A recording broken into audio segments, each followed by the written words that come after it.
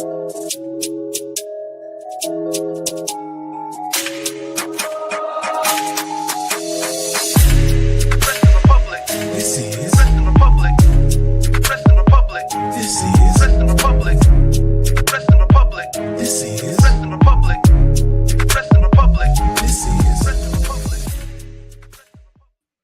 is going on, everybody? We are back once again with another edition of Wrestling Republic's daily broadcast. It is Friday, April the 4th. We've got Dynasty this weekend. We are going to predict Dynasty. I am stoked about it. For a prediction show, I need a really good crew to ride with me. I do apologize for the slight delay, but we will get started here quickly with the predictions. No doubt about it. First and foremost, let me send this one across the country over to Philadelphia. What's going on, Anthony? Good to see you. Back-to-back days. Yes, back-to-back days. We recorded Soul 2 yesterday, which should be up. But yeah, it's always fun doing these. Dynasty is taking place in Philly on Sunday. I will not be there, but I'm looking forward to talking about it today. No doubt about it. Speaking of talking about it, and speaking of Philly, a guy wearing a Philly hat. He's not in Philly. He's in the DMV. Get your twos up. It's Shoddy. Speaking of back-to-back days, I can't get rid of either of y'all. What's going on, man? Yes. Shameless plug. Sunday Spotlight got something special for you guys for the next couple weeks. Had the pleasure with Clark to interview some amazing talent, some notable talent that the wrestling world is a fan of. So I'm excited for these next two releases. And it's amazing. Yeah, man, I've bought enough Eagles gear in my closet to have some, bit of like Philadelphia in my resume at this point, right? I've given the Eagles a lot of my money. Super Bowl champ hat right here, by the way. You count Philly. You count as Philly. As the representative, I will allow it. Oh yeah, No, exactly. If you guys had to show off, I'm just gonna use I'll send the mail out to Anthony's address. Yeah, just reference me. Yeah, it's one of those things where, like, if you had to like show the house to somebody and they open the closet, they're like, "What years did you play for the Eagles?" You have that much gear. When did you retire? No, but let's get right into this Dynasty prediction stuff, because we have timeless Tony Storm against I Was Born in the Darkness. Megan Bayne. I cannot wait for this one. It's going to be a Ken Griffey Jr. 97 slugfest. I have no doubt about that. Tony Storm's proven she can handle the physicality in these big matches. She's put on some very violent matches, including the one with Mariah May that I attended in LA. Megan Bayne, though, is a different level of strength and violence and all of the above. I'm going to start with you, Shadi, just because you're on top there. What were your thoughts? Yeah, I'm like, I had there's a real method to this. Like, I just going for it. I don't even know why I had to explain that, but who's your prediction for Tony Storm versus Megan Bayne? And this build has been excellent, don't you think? As a follow-up feud, it's hard to follow something as good as the Mariah May Tony Storm feud. Yeah, no, the build for this has been superb. I think AEW has done a phenomenal job with the presentation and booking of Megan Bayne. Like you mentioned, I was wondering what would break first, your spirit or your body. That is what she's going to be telling Tony Storm on Sunday, because she's literally built in the same lab that Bane from Batman was built.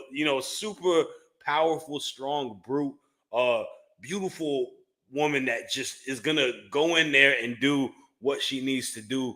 But it is hard to bet against the timeless one. Tony Storm is arguably one of the most, if not the most important wrestler for AEW now and for AEW for the future. And I say that because as young as she is, she brings something so different for what we view AEW. And that is the superb character work. That is the ability to tell stories. That is getting fans invested into her. Like, she has a high amount of star power to her, and she just did get her belt back. This is a tough one because, damn, Megan Bayne is such a powerhouse, and her just going in there being dominant makes a lot of sense. And you know what? I'm going to go with that. I'm going to go out with a limb. I was literally fighting with my mind for a second. I think Tony Storm is really good chasing for the belt. I think she is someone that gets you invested when she has to chase for it. We saw it with Mariah May. We got the payoff. I honestly think the benefit is if Megan Bayne goes into Dynasty in Philly and beats her down and creating a bit of a, Philadelphia, a rocky story for her to get a triumphant return and getting her title back from her on the chase. Because if Megan does lose on Sunday, the momentum slips a little bit for her. I say we keep building the momentum. I'm going with Megan Bayne. Wow. Surprise pick out of the gates, I think, to some, but not super surprising. Megan Bayne is so good. I love it. Let's run through some comments really quick, Anthony, and then I want to get your pick as well. But we've got It's Time to Get Elite, everyone, for Fernando Zayas. Yes, it is. I love prediction streams. Let's do this 100%. Dynasty and Sakura Genesis this weekend. Let's go. I agree. I Make Beats was just on a 90-minute prediction stream for this show. I'm ready for more. Yes. But you're on the good stream now. Was you on I Make Beats? Were you on True Hill Heat? Were you on SP3's joint? One of the not as good ones. Great guys, though. But happy prediction day, Wrestling Republic from Numero One Superfly. We've also got Toni Storm will retain. As for who she faces next, let's see. Maybe Marina Shafir. Don't know why. Just an idea. Okay. Bayne has looked great on GCW recently, but I don't know if she will win here. She could look strong in defeat. Okay. Fernando's got Timeless Tony will retain and then lose the title to Mercedes at All In. I Make Beats back with Tony's arguably the best character in wrestling. Keep her belted. Keep building Megan up. Future world champ for sure. I like it. He said THH for sure, bro. You know it. Yep. No doubt about it. But Anthony, I got to get your pick. We have one pick, Megan Bayne. We've got a few Timeless Tony picks here in the chat. Which direction are you going in? And how excited are you for this match? This is one that I don't think is going to main event, but it's another one that Toni Storm could main event, which is interesting to me. It's not going to tonight, but just like Revolution, there's a discussion to be had. Yeah, I think as a whole, the character that Toni Storm has created, the Timeless One, is one that I don't necessarily think needs the title. I don't think it hurts her to lose the title. To me, the logical booking decision is that you want to build Megan Bayne up. What better way to build Megan Bayne up after Toni Storm bled and scratched and crawled to get her belt back? If she goes in there and gets squashed just like that. Like, I would absolutely have Megan Bayne absolutely destroy her. That makes a statement. That builds somebody up. If Megan Bayne loses this, I think she loses some of the momentum. If Toni Storm loses it, it does nothing to Toni Storm. It doesn't hurt her at all. The crowd's going to love her regardless. Megan Bayne is the one that needs to be made. And I don't think you can get any bigger than having her completely squash Toni Storm. Will people get annoyed about it? Yeah, but it's the logical move if you have her being a dominant champion, because Megan Bayne reminds me in a lot of ways of a Beth Phoenix, where it's that unique talent and she can make a run of it. I think I suggested on one of the shows with you, Clark, and maybe Megan. I don't remember. Could have been. But I had suggested I would have Megan Bayne destroy her, have her have a lengthy reign, and then have somebody like Willow, who really deserves to get that title, have her beat Megan Bayne, have her beat the unstoppable champion, and then you make two people. And I think that's the logical move. So I would go Megan Bayne should win. Makes a ton of sense. And I like how specific you were about the squash idea. It's one of those where in the moment, like you said, we may not love it, right? Like, ooh, seeing Toni Storm get squashed in a few weeks, we're like, that was brilliant. I think that's the way that would go if it is a squash, right? Like in a few weeks, you're like, ah. You know what the issue is though, bro? And this might be a real hot take.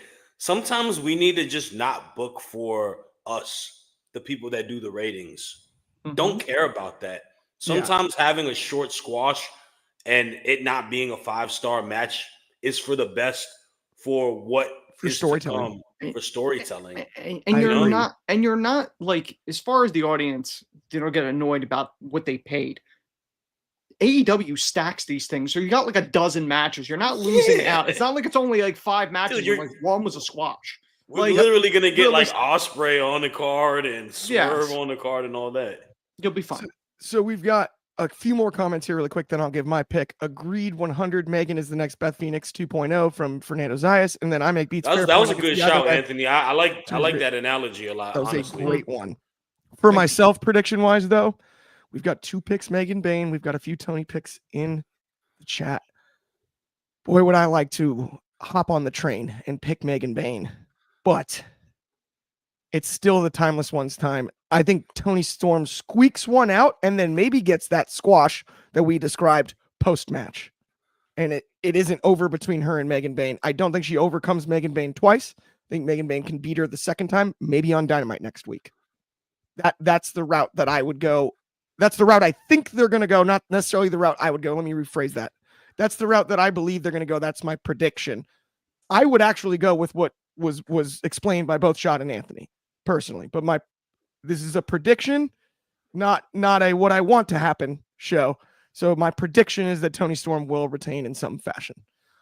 But I'm in agreement on everything that was said about the idea of Megan Bain winning. So I want to make that clear, not to sandbag that one. That's a little less fun, being like, I agree with you guys, but I actually think, but I mean, that's one of the things too. And I did say this that when I ran through this the first time, was that Toni Storm could cheat. And I think she's got that because she's so beloved. It's kind of the Eddie Guerrero thing where the lie, cheat, and steal is no one will go, oh, well, Megan really got. She's so slimy. Yeah, exactly.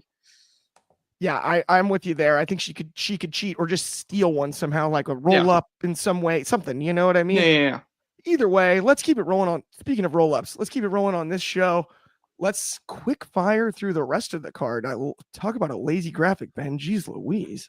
Could have just printed all the matches. No, I'm kidding. Wouldn't have fit in the space. I know that. Okay. Let's start at the bottom of the list here on Wikipedia. I'm kidding. We've got Kyle Fletcher versus Mark Briscoe, a guy we actually discussed on one of those. Yes. One of those spotlights that we previously mentioned. But, Scotty, I'm going to go with you. I went with you first last time. Anthony, it's your turn to go first. Oh, look.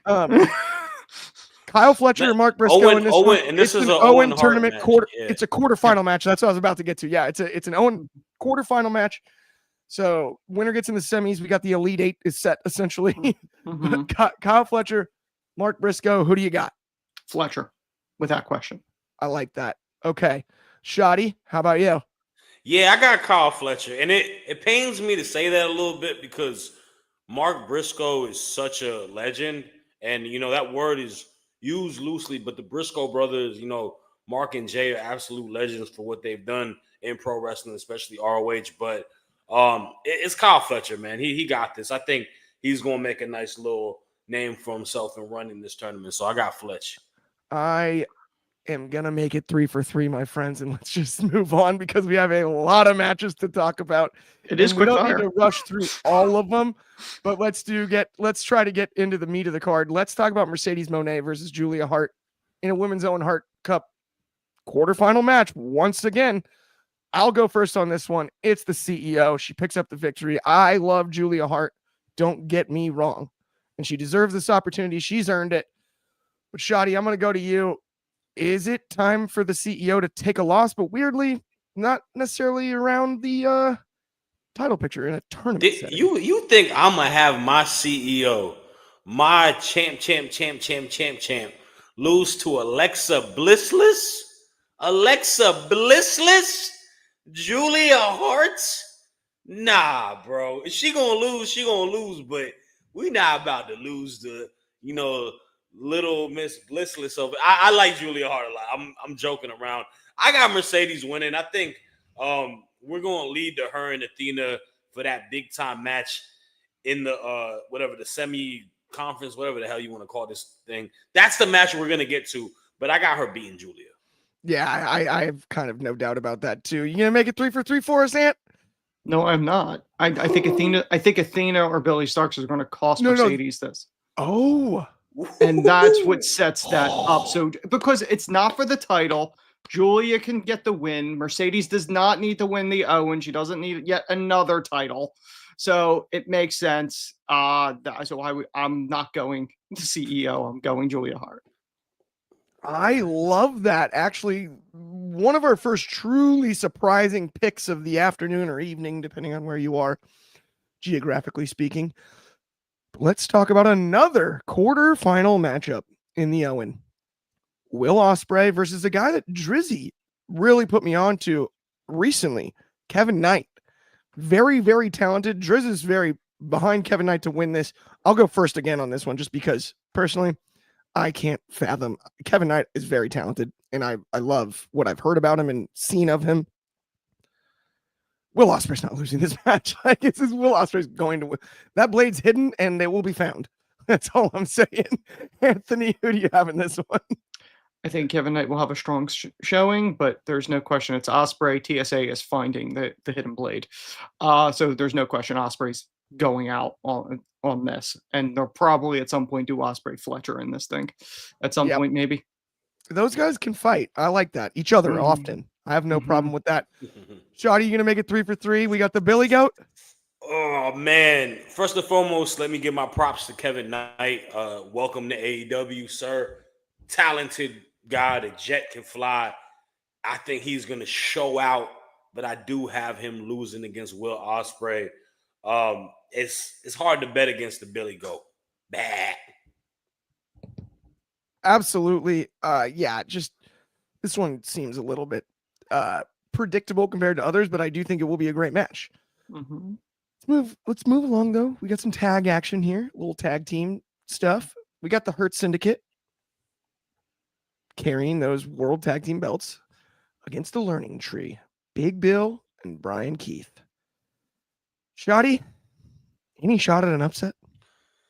So there is a potential for an upset, and it all depends what Mr. Maxwell Jacob Friedman decides to do.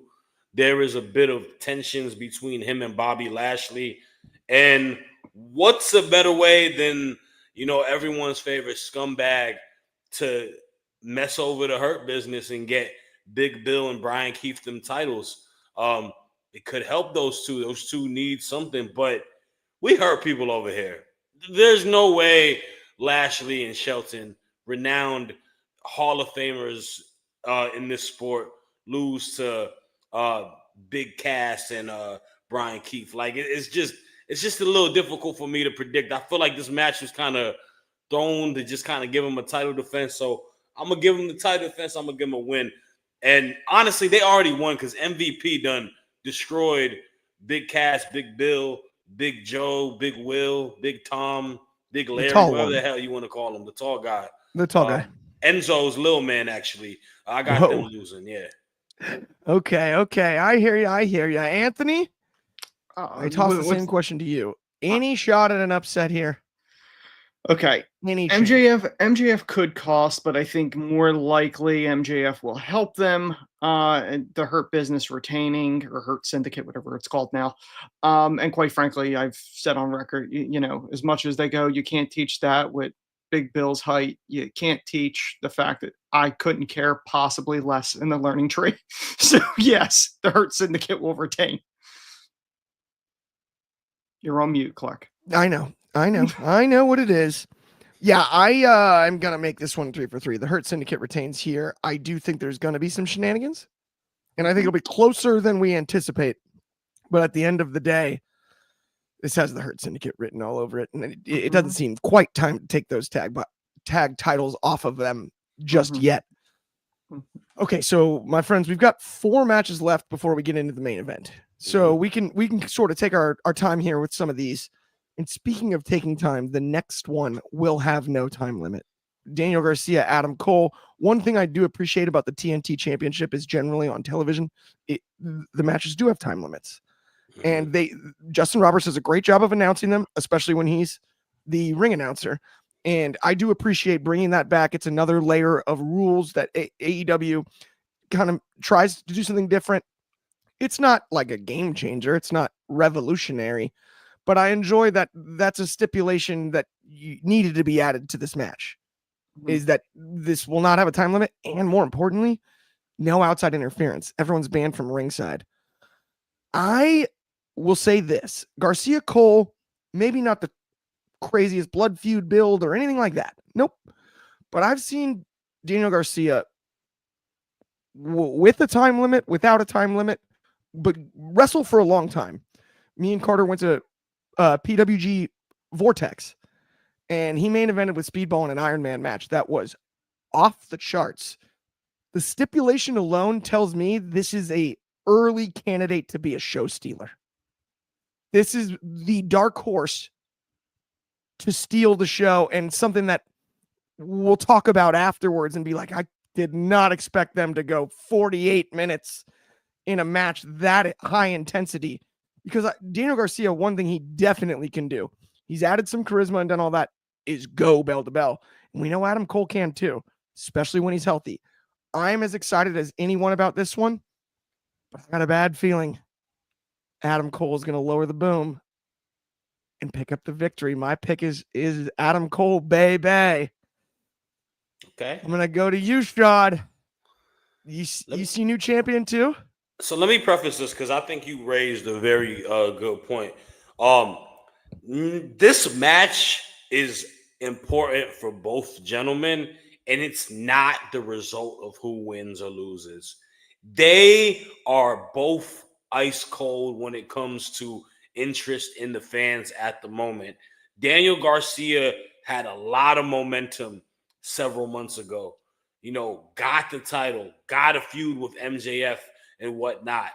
And then once the belt was put on him, interest dipped. Title reign has kind of felt lackluster.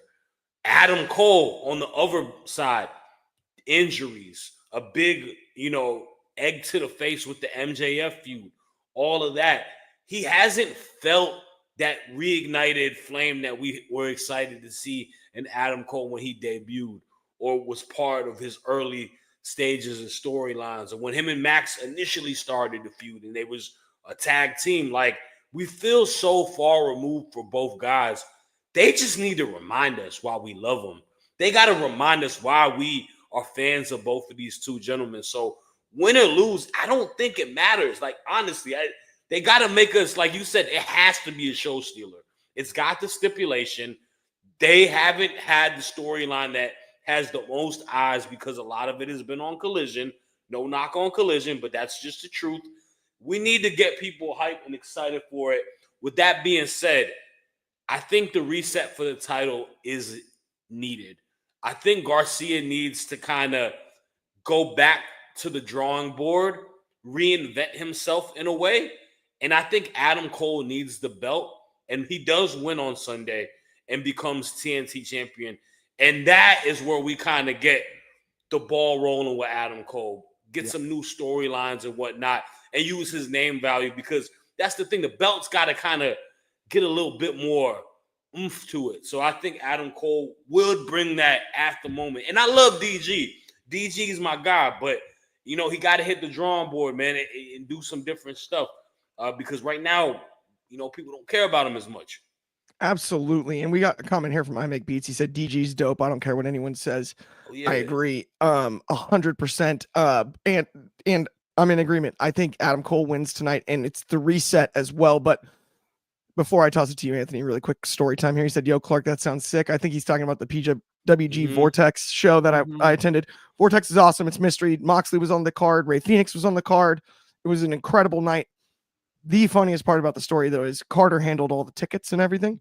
So he's up in LA. I'm in Orange County. I drive up there on Saturday for the show, right?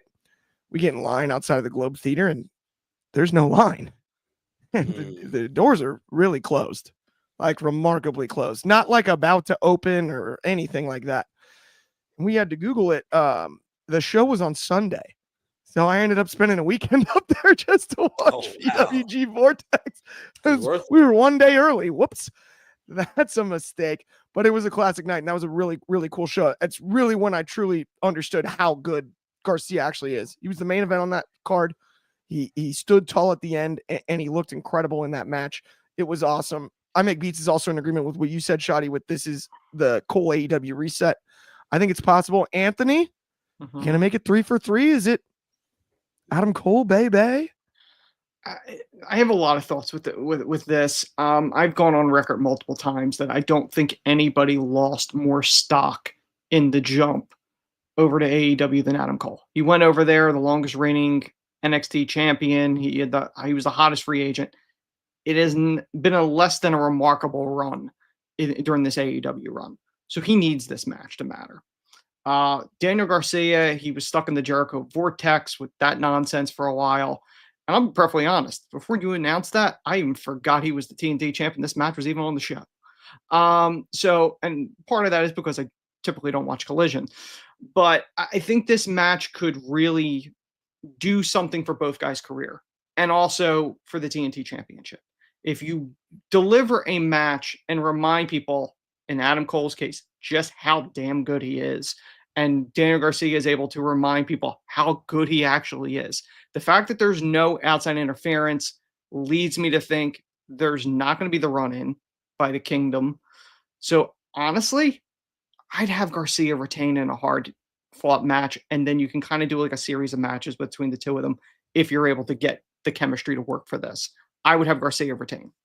I'm honestly tickled by that, Anthony, more than anything, because we've done such a good job of not going 3 for 3 on these matches. I think last time I did an AEW prediction show, there was like maybe 2 less matches than we're predicting today. Mm-hmm. And we went 3 for 3 on like 9 of 10. Like it was. Well, the thing is, like, I don't have an issue if Adam Cole won, but like to me, booking wise, I think Garcia would make more sense to retain. Absolutely. Okay. Speaking of retaining, somebody's going to have to retain something, and somebody's also going to have to give something up in this one. Either way, could be a long night for the learning tree. Might not be. Who knows? It's Chris Jericho versus Bandito for the Ring of Honor World Championship title versus mask. You're muted, Shad, and I was going to go to Anthony first anyway because it's his turn, but No. I was gonna say, shameless plug. We had a very, very good conversation with. I don't care. Can I leak it real quick? Yeah, you can. Because this one, we interviewed a former ROH legend for Sunday Spotlight. Yeah. And I'm not gonna tell the name just yet, but please watch it Sunday because the context of of what people think about ROH now compared to what it is a lot of my feelings going into this match right here. And to your point also, and you know, we're not going to give away the name because it is a surprise, but it was a beautiful answer. What I appreciated about it so much is you could hear the honesty, because there is some, you know, bitterness about the state of ROH, but then also added at the end, right? A lot of my friends still are employed there. So he's happy that it does exist in some form. It's just not what it used to be, right? That was one of my favorite parts about that interview, Shotty, right? Like, I was very impressed by that one. This doesn't feel as ROH-y as it should, but I always like title versus mask. I think this is cool. I really, really, really, really, really, really, really, really do not want Bandito to lose the mask. Bandito has one of the cooler, more unique masks in lucha culture. So I'm picking Bandito with my heart. I know I mentioned earlier, this is a prediction show, not what I want to happen show. I'm picking with my heart on this one, not my gut. Bandito hangs on to the mask and picks up the ROH World Championship. I have no issue with that. Anthony, what do you got? See, Ring of Honor has a very unique history to me. The birthplace of Ring of Honor was Philly. It was literally around the corner from my childhood home is where Ring of Honor started. I've gone on record multiple times that the Tony Khan Ring of Honor to me is the equivalent of WWE's ECW. Yeah, you have the initials. Yeah, you have the logo. It doesn't mean it's the real Ring of Honor. And I've said this multiple times. Bandito was the last Ring of Honor world champion under the old regime. And there was the weird little mix up with him and Gresham. So they both had the title, but whatever. To me, Bandito needs the mask the same way Rey Mysterio needed the mask in WCW. I have gone on record in saying I'm not a fan of this version of Jericho, the Learning Tree. I feel like he should be winding down. The fact that Cena's winding down and Jericho's not, I don't get it. Bandito should win the title. That's the logical move. Do not keep this thing on Jericho. It's helping no one. We've got 2 for 2 Bandito. Do you make it 3 for 3, Shotty? I'm so with you, Anthony, though. Like, you just can't. It makes no sense. How can you call him Bandito if the bandana mask isn't there anymore? Does he then just switch to a neck bandana or like a? Yeah, I'm gonna keep this short for y'all. I'm keeping this short for y'all. Bandito has to win. Like Jericho has done absolutely nothing for ROH as a brand as champion. Like he's brought no additional eyes to it. Most of his stories are on Dynamite, from my understanding. Put it on Bandito, man. I don't want him to lose his mask, but also the guy's really freaking good. You know, that's somebody that if you are truly making Ring of Honor alternative secondary type of brand, then have guys that stick out in an ROH sense, like how we've had Athena really being the anchor of it. Make Bandito the anchor from the men's side. So I got him winning. I don't want him to lose his mask, and I also don't want Jericho to continue to have belts, man. Like, come on, bro. I really wanted to do the 3-for-3 speech before we did this match, because if we didn't go 3-for-3, I was going to be so disappointed. Like that would have just made me sad. Nah, I don't want him to lose that match. That match, no way, badass. Yeah, Bandito. Like, it is literally one of the best matches. It's a must-win situation, literally. Honestly, it's a lose-lose. If you have Jericho retain, Bandito loses the mask, and Jericho retains a title that has literally his title reigns with the Ring of Honor World title have done nothing for anyone. Yeah. Okay, we got two more really quickly before the main event. We actually have to speed back up. I'm sorry. We took our time on some fun ones, but we have the Riders of Death, Claudio Castagnoli, Pac, and Wheeler Yuta in a trios title match against Rated FTR. Yes. Cope, Cash Wheeler, and Dax Hardwood. It's North Carolina against not North Carolina. Hey, but Wheeler Yuta gets a hometown he will get a hometown pop here. He's gonna get a hometown. I don't know if he'll get a pop, but he'll get a hometown match. I don't know if he'll get a pop. Okay, let's just pick this one quick. I'm like the least excited about this one of the ones that are left. I'm gonna go with Rated FTR gets the win here. Nope. Anthony, what do you got? The Death Riders will retain because the problems with FTR will cause this, and quite frankly, the Death Riders, the story sucks. I've said this multiple times, but they will retain because the other story is more important, or they're making it more important. So yes, the Death Riders will retain. I knew I could avoid 3-for-3 on this one if I picked the other way. Go ahead, Shadi. So I got the Death Riders winning because I do think we are going to have Dax and Cash turn on Adam Copeland on Sunday, because we are going to get Edge and Christian versus FTR in the near future. That has to be the end game. I can't see FTR breaking up. I got them breaking Adam Copeland's bad knees. There it is. Actually, and I also got him not doing any Bret Hart moves. He's mad at him. Bret Hart. He's not doing any. No more Bret Hart shout outs. Yeah, I was gonna say Bret Favre, but Bret Favre. Yeah, he's Bret Favre's better. That's funnier. He's definitely not. Do you think he knows what a nickel package is? Either way. Okay. Let's move on to a match. Earlier, obviously, we talked about Daniel Garcia and Adam Cole being a potential show stealer. I think this is the favorite to be the show stealer. We've got Kenny Omega, Mr. 150 stars in the Tokyo Dome, versus all of our favorite Irish wrestler, Rick O'Shea, and Speedball Mike Bailey. I'm really actually fired up for this match because I do think it's the show stealer, but I also kind of have no doubt in my mind that Kenny Omega retains this title. Shad, where are you at? My bad, I had to unmute myself. I got Kenny winning too. He just won the belt. It could be beneficial for the other two guys too. I will say that, because Speedball getting a title out the gate could be good. Ricochet, him being the champion could be kind of fire with the match quality, and then him being this, obnoxious, cocky heel. But I got Kenny winning. I think we are going to lead Kenny versus someone phenomenal eventually, from what Ben has told me. Ben reports these things. Whoa, I thought we were anti-dirt sheet there. Ben sounds like a dirt sheet. I mean, apparently his opponent might be phenomenal, and he has a good sense of style. Yes. he's a Styles guy. Sometimes Styles clash. You never know. Yeah, some styles clash. Osprey says you got to kick out at one with that, though. Got him. I love that. What do you got, Anthony, in this one? I think it's going to be a really good match. I think Omega's going to retain. And I do not believe for an instant that AJ Styles is going there. I really don't. Yes.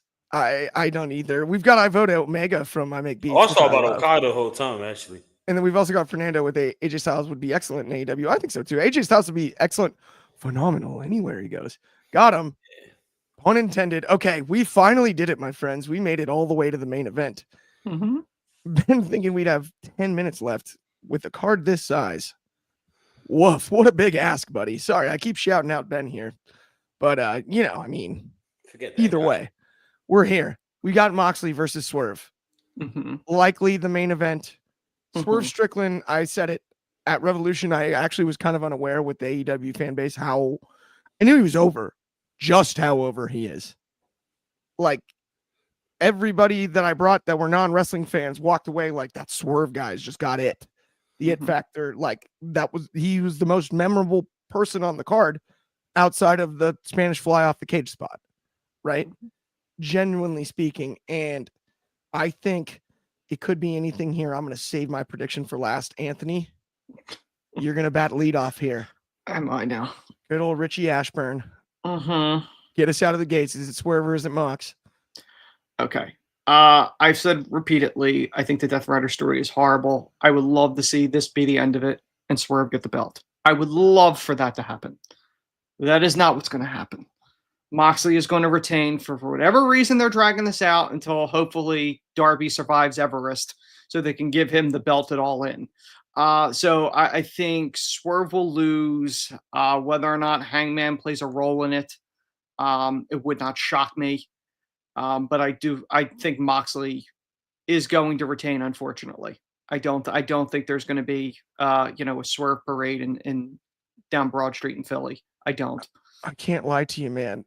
I could hear the sadness in your voice to have to say that. That broke my heart there. You're like, the story is horrible. Anthony, like, that was Clark, you've known me long enough, and I've said to you repeatedly with different stories, I'm like, this is salvageable. You could do this, you could do that. There is literally nothing that they could do that I think they could salvage it. If you brought in Shane McMahon behind it, it's too late. The only thing of shock value, and I'm not saying they should do this, unless you bring Vince McMahon out, that he's the takeover, there's literally nothing you could do in this. Like realistically, there's nothing you could do to save this story. End this thing and put it out of its misery. I expect you to say Vince. I have to give you mad credit there. Because you literally went from like the voice someone would use when they're at a funeral, like, I'm so sorry for your loss, to like having the conversation on a bar stool. In 20 seconds, the switch flip, you could physically see the switch flip in your brain. So like, I hate this. It's the best. It's a horrible such story. A range of emotions. I respect it. Because here's the thing. People think I hate AEW, and I don't. I wanted to do better. But a storyline like this that should have been something that the company could build behind has become the second takeover story in a year that has been worse than the first one that was horrible. Like, at least the other one, somebody was set on fire and rolled down a ramp. This, nothing. Nothing. Okay, Shoddy. Follow that shot. Does Moxley retain or does Swerve put us out of our misery? So something very telling happened this past Dynamite, and that is something I cannot go unnoticed that comes to what I think will be a helping hand in the finish of this match. The big thing that Moxley always has is the numbers game. He's going to have the numbers at his demise. He's going to be able to, his disposal with everyone on the Death Riders. I think Swerve is going to get a helping hand. And I think that helping hand is going to be his arch nemesis, Hangman Adam Page. I have Hangman evening the odds, helping Swerve Strickland get the title he says he wishes he never is able to get. He is going to get that belt off of Moxley. I think we need something fresh and new in the title picture. Swerve is the break glass saving grace champion. He can fix however long he has this next title reign. All the musk and dirt that we've got from the Death Riders. And to tell it off, there is that Owen. There is Hangman in the Owen. I think we are going to lead the Swerve and Hangman in a matchup of respect, not of hatred, but a different avenue. Swerve going in as champion, Hangman winning the Owen, facing off two competitors having gone through bloodshed against each other, facing off in Texas for respect. I think we are going to lead to that, but I got Swerve beating Mox on Sunday. I love it. We have one pick each way, Shad. I love it. It could go either way. This is an interesting one. We've got a bunch of comments here. We got RIP Willow's Neck from DCX Warlord. Yes. Oh, poor woman. And then Hangman and Swerve, the Mega Powers 2.0 from Fernando Zayas. I actually kind of dig that. That's hilarious. Number one, Superfly was cracking up at the VKM stuff, showing up at AEW will truly be hell freezing over. That shock would be the most shock ending of all time, but I'd rather see Shane than anything. I hear ya. Of course you would, buddy. This one, you've been predicting that for like 5 years now. This one cracked me up though. He goes, I watch weekly AEW the morning after, but I've skipped all the Death Rider stuff. You've missed nothing work harder. but misery. No, I was about to say the funniest part is I watch it on 1.5 speed, so they all sound like Mickey Mouse. Oh, championship is in the briefcase. It's great. It's more entertaining that way. Just that way I can say I saw it. But as far as predictions are concerned, whose house? It's Swerve's house tonight. No doubt about it. I love the idea of the Hangman involvement. I was afraid it was going to be Moxley. It is time to pull the plug. I heard the frustration in Anthony's voice. I know he's not as convinced as I am, but it is time to pull the plug. And if you're going to pull it, do it for the guy that sold out t-shirts the same way Jey Uso did at the Rumble. That's Swerve Strickland. He sold out t-shirts. He's the only one in AEW that did that at Revolution. I watched it. I walked halfway around the stadium to go to multiple merch stands to make sure you could no longer get a Swerve shirt halfway through the show. And you could not. At least where I was looking. Whose house, Swerve house chance across LA Live. Exactly what you would expect for somebody that's that over. It's time. He is at some point you have to put the belt on the guy that is the most over. And Moxley is not that anymore right now. History is awesome. But Swerve Strickland right now, when the entrance music hits, when he walks out, everybody's eyes are on the ring. Everybody's eyes are on the ramp. He's the guy right this second. He deserves this victory. He's earned it. 2-time champion. I love it. And I love your idea, Shad, about Hangman winning the Owen, and you have that sort of rubber match. I'm all over it. Whose house? Swerve's house. I'm going with, I hope, more than anything. But that is going to bring us to the end of today's show. It's been an absolute blast. I'm exhausted. That was a lot of matches. Monster shout out. I cannot wait to watch this card. Please stay tuned for all of this stuff. We've got all kinds of good things going on, sold separately. 2, not 1, but 2. One second though. Go ahead. DC Warlord, we know that he was killed shot in Lucha Underground, bro. It would be sick if he brought it back, but it's not going to happen. You said it 500 times in the comments. I understand. We do love it though.